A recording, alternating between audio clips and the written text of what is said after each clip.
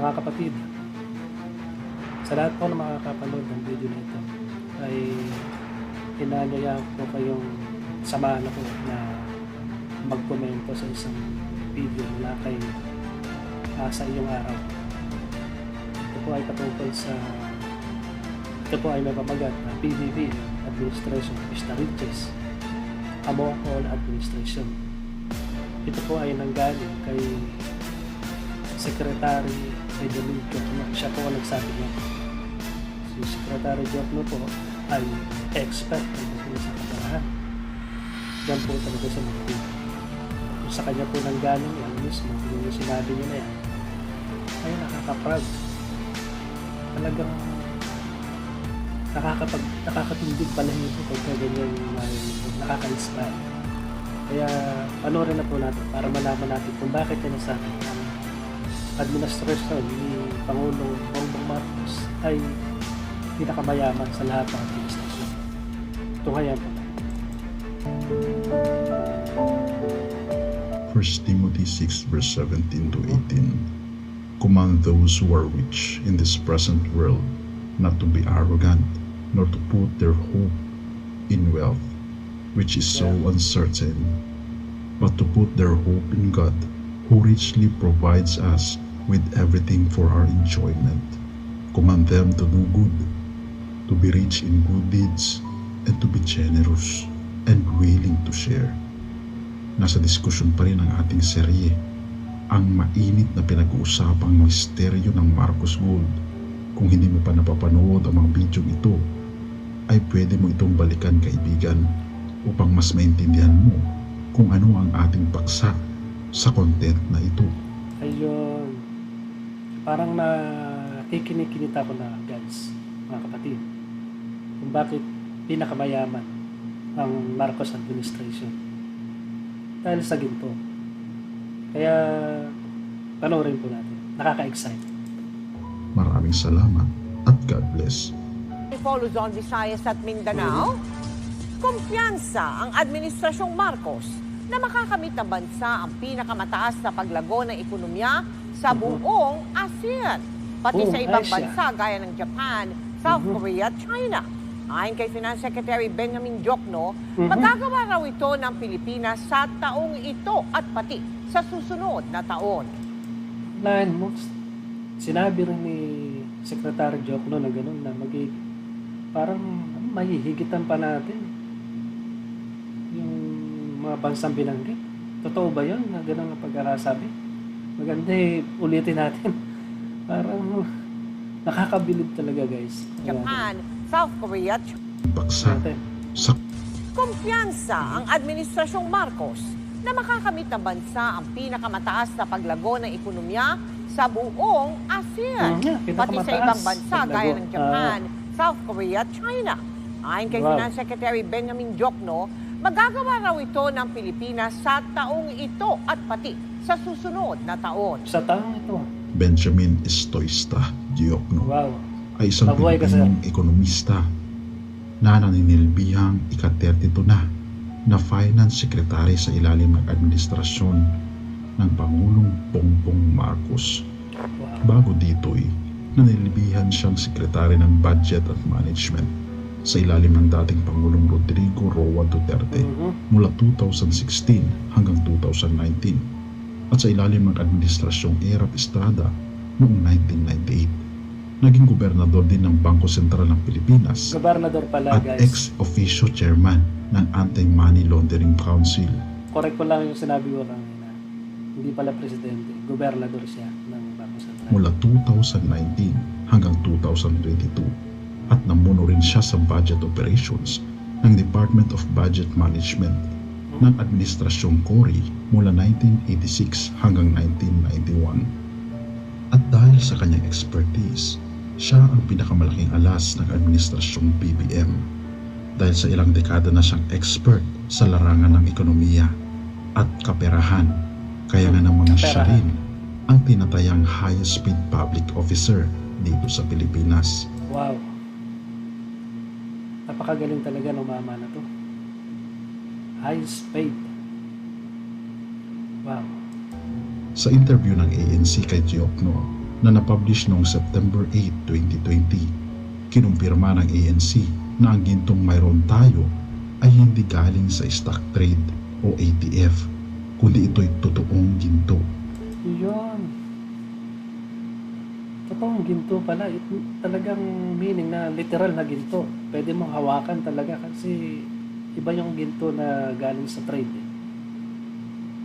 sa stock market Hindi mo siya mahawakan. Makakita mo lang yung presyo niya, yung halaga. Pero yung ito talaga literal na ginto meron tayo. Wow.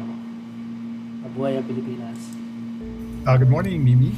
Exciting news from the weekend, but first of all, we're talking about real bullion, right? And not ETFs. Excuse me? Real gold. We're talking Yes, real gold. We have gold in London and we have gold here. And that is about more than 10% of the gross international reserves. Nabanggit din ni Diokno sa nasabing interview na ang Pilipinas ay may excess na ginto na ang iba nito ay dahil sa mga minahan na ginto sa ating bansa. So we will buy domestically, but at the same time, we have, I think, excess gold bars in relation to our gross international reserves that we may trade as the need arises. Tinanong din ng ANC si Diokno kung tayo ba ay bumibili ng ginto sa mayamang bansa tulad ng USA, Canada o UK.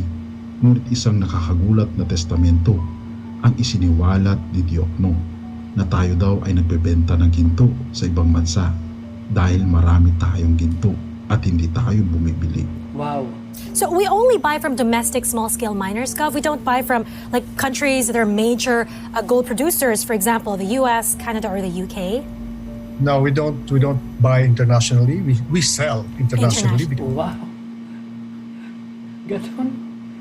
Wow. Nagbebenta pa tayo, guys. Nagbebenta pa tayo, mga kapatid. Hindi tayo bumibili. Ba?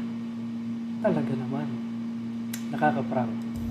We have more than the gold that we need at the present time. Our estimate is that our gold holdings at the moment is more than the optimal. If you look at the World Bank study, if you look at the World Council study, it's more than 10%. And so I think we are going to be opportunistic. As you know, we have a huge international reserves. Our recent estimate is $98.6 billion. Wow. By the end of the year,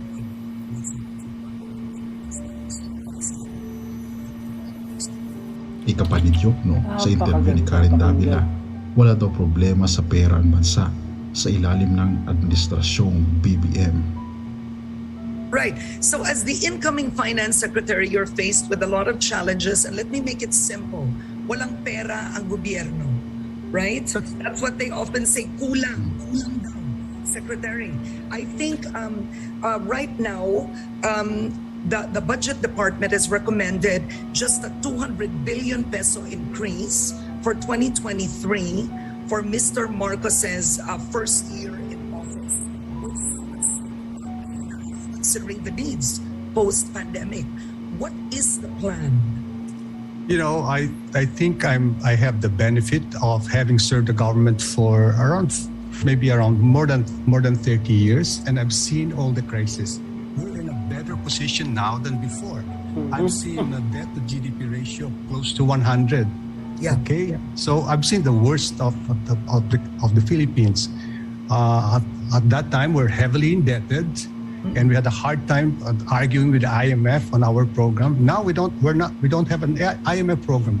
We are a net contributor to IMF. Before our foreign exchange reserves was only maybe down to 2 weeks worth of imports. Now it's more than 9 months worth of imports. We're in a better place right now. And in fact, this administration, the present administration, is going to leave to the incoming administration a much better tax structure than before, and it raises more taxes. So I'm not worried about the level of the debt. For example, that's 63%. That's easily manageable because as long as the economy can grow at 6 to 7%, which was our record before the crisis, we can easily outgrow our debt. And most of our debt are domestic rather than foreign. Ika pa ni Secretary Galing. Galing talaga nitong mama na to. Diokno sa interview sa ANC ay kadalasan daw nakapokus ang mga papasok na administrasyon sa pag-resolve ng problemang pinansyal at ang pagbabayad ng utang.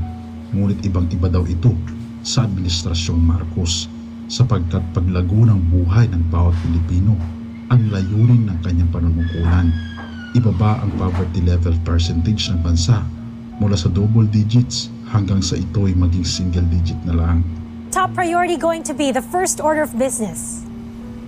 You know, traditionally, the role of the Minister of Finance is to raise revenues to finance government priorities and to manage debt. But I think at this juncture in our history, I think the Department of Finance will focus on sustaining growth, making it broad-based, making it stronger, and because growth will actually solve a lot of our problems. Because, for example, we have to number one, we have to continue our objective of reducing poverty in this country, and that's.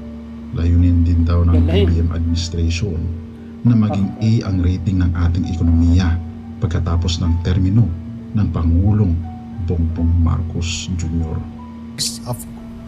This has always been our objective, our road to A.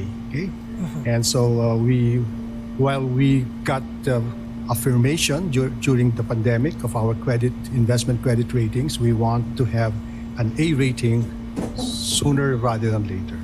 You think that can happen in the next 6 years, Governor? Definitely. I think that the prospects are bright, that we will get we were almost there, Mimi, but because the pandemic got in the way. And as I said, during the entire pandemic period, the rating agencies, both international and regional rating agencies, affirm our investment grade. So I'm confident that with a program that we are going to unveil in a few weeks, we will achieve the A rating that we are aspiring for. Ecclesiastes 5 verse 18 to 20. Yun. True wealth is found when you happily accept and enjoy all the gifts that God has given to you and spend time with Him on this day that He has made. Kaibigan, gusto ng ating Panginoong Diyos na sumaya ka at umunlad ang iyong buhay. Ngunit hindi ito ang tunay na kaligayahan, kundi ang pananampalataya kay Jesucristo Tama. sa lahat ng estado ng buhay mo. Siya ang magbibigay ng tunay na kaligayahan. Galing ni kapatid na sa iyong araw. Yung mga opening verse siya at saka closing verse. Kaya guys, mga hindi pa nagsasubscribe kay sa iyong araw, please subscribe po kayo. At at the same time, mag-subscribe na rin po kayo sa aking channel. Ako pinanghingi ng suporta sa inyo para tuloy-tuloy ang paggawa ko ng mga ganitong reaction.